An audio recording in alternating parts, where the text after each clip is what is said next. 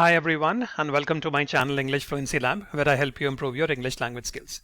Friends, this is a video on emphasis in sentences.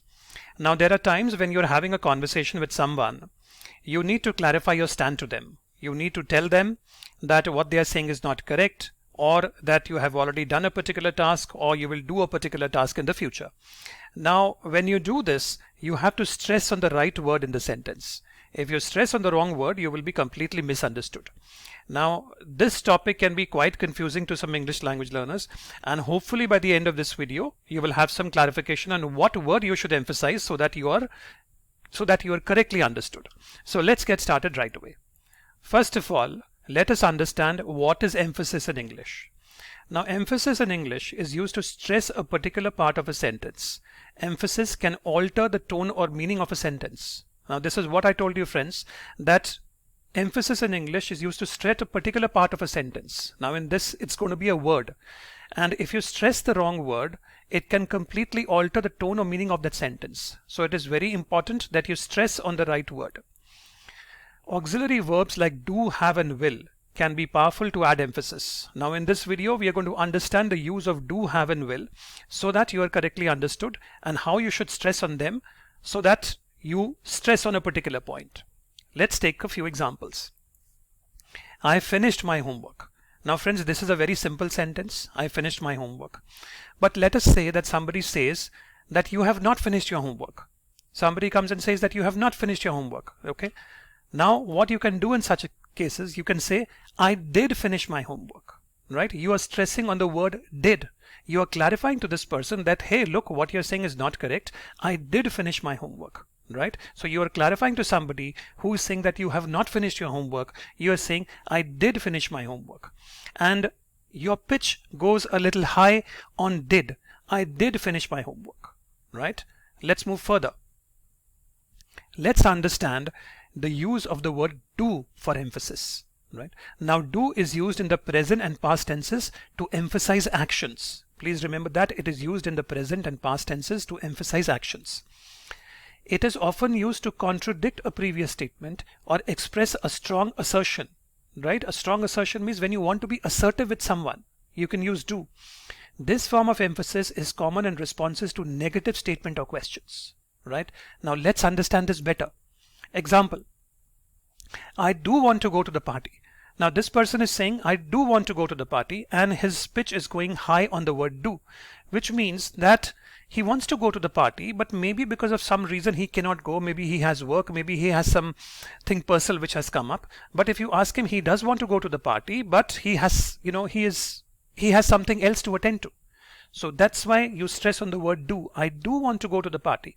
So if someone says, hey, you don't want to go to the party, it looks like you don't want to go to the party. You can say, I do want to go to the party, but I have some urgent work to attend to. So I hope you've understood the meaning of the word do. This is in the present tense. Rohan did call grandma yesterday. Right? So somebody is challenging, somebody is saying that Rohan did not call grandma yesterday. And another person is clarifying, no, Rohan did call grandma yesterday. The pitch is going higher on the word did, that Rohan did call grandma yesterday. This person is clarifying that, hey, you're not correct. Rohan did call grandma yesterday. So someone is blaming Rohan that he did not call his grandma, but another person is clarifying, no, you're wrong. Rohan did call grandma yesterday. Now this is a sentence in the past tense. This is a sentence in the present tense where you use the word do and your pitch went higher on do. And this is a sentence in the past tense where your pitch went higher on did. So I hope the use of the word do is clear in the past and the present tense and how you emphasize them. Let's move on. Now let us understand the meaning of the word have for emphasis. Now have can add emphasis to the completion of actions, especially in the perfect tenses. Right? Now let's understand this with a few examples. Now have is used in the present perfect. Right? Neha has completed her project. Now this is a very normal sentence. Neha has completed her project. Now if you want to, let's say if somebody says that Neha has not completed her project. Right? Now your reply is not going to be Neha has completed a project. No, that's wrong. Now in the case of has, what happens is that you stress on the word has. Neha has completed her project. Someone says that Neha has not completed a project.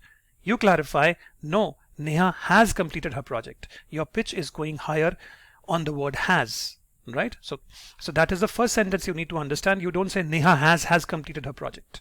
It is just that your pitch is going higher on the word has, and you're clarifying that no, you're wrong. Neha has completed her project.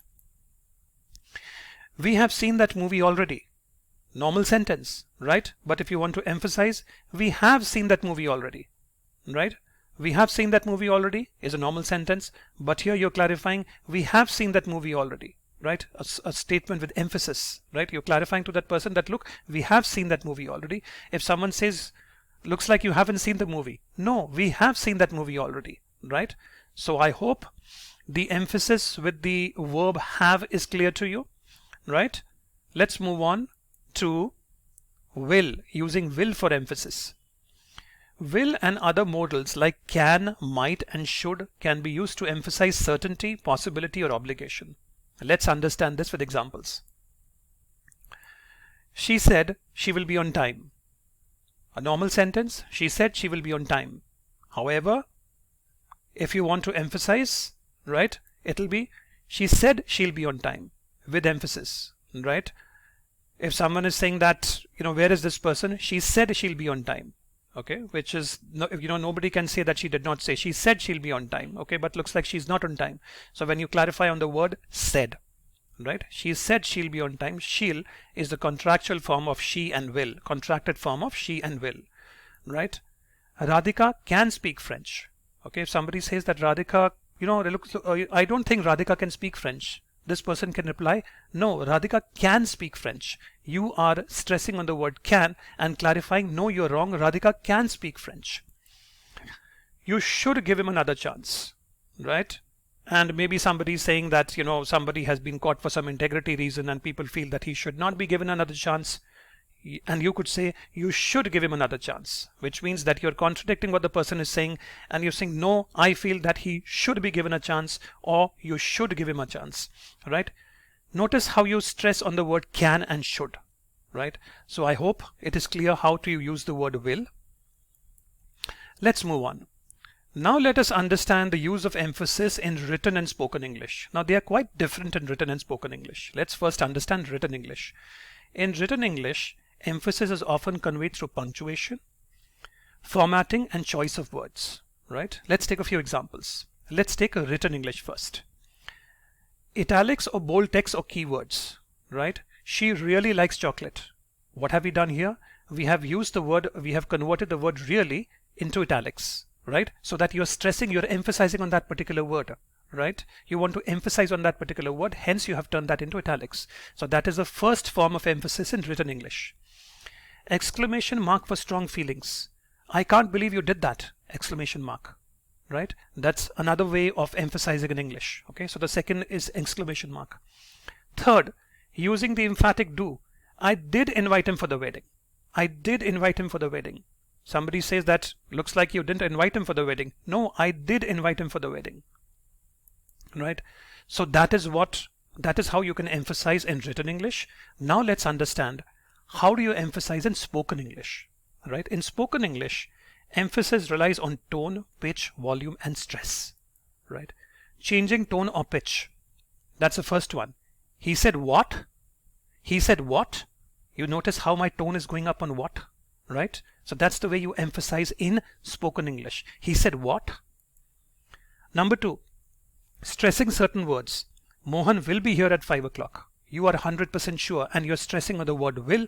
Your tone is going up at will. Mohan will be here at 5 o'clock. So this is how you stress in spoken English, and this is the difference how you emphasize in written English and how you emphasize in spoken English. Right? Now friends, now that you've understood the concept, let us go ahead and take a quiz using emphatic forms in conversation. Right? Now this is a conversation between a mother and a child. You need to give the right answers. Mother: you didn't clean your room. Child: I dash clean my room. I did it before lunch. Right? So what I'll do is I'll display all the questions first, and then I'll give you some time to answer the questions. 2. Mother: you haven't taken out the trash yet. Child: I dash taken out the trash. I took it out in the morning. Mother, you never help with the dishes. Child, I dash help with the dishes. I help every night. Mother, you didn't do your homework. Child, I dash do my homework. I finished it after dinner. Last one. Mother, you won't be able to pass your maths test. Child, I dash pass my maths test. I've been studying hard for it. Mom, you really do have a bad memory. Right? Now friends, what you need to fill up the blanks with do, did, have or will. Right? Now that you've understood the concept, please stop the video. I'm going to give you 10 seconds to think about the answers and then let's discuss the answers. So your 10 seconds start now. You can pause the video for a longer period if you want.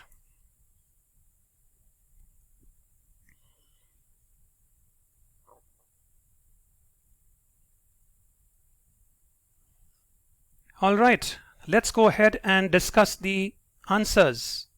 Mother, you did not clean your room. Child, I did clean my room. I did it before lunch. Right? He's already done it. He's clarifying to his mother. Number 2, mother, you haven't taken out the trash yet. Child, I have taken out the trash. I took it out in the morning. Right? 3, mother, you never help with the dishes. What tense is this? This is the present tense. The child, I do help with the dishes. I help every night. Notice how do is being used in the present tense. Notice how did is being used in the past tense. Right? Mother, you didn't do your homework. Child, I did do my homework. I finished it after dinner. Past tense. Mother, you won't be able to pass your maths test. Child, I will pass my maths test. I've been studying hard for it. Mom, you really do have a bad memory. So friends, how many did you get right? Please put that in the comments below. And if you have learned something new, please give me a like. Please subscribe to my channel and please do press the bell because I keep coming up with videos like these to help you improve your English language skills. Thank you very much and I will see you in the next one.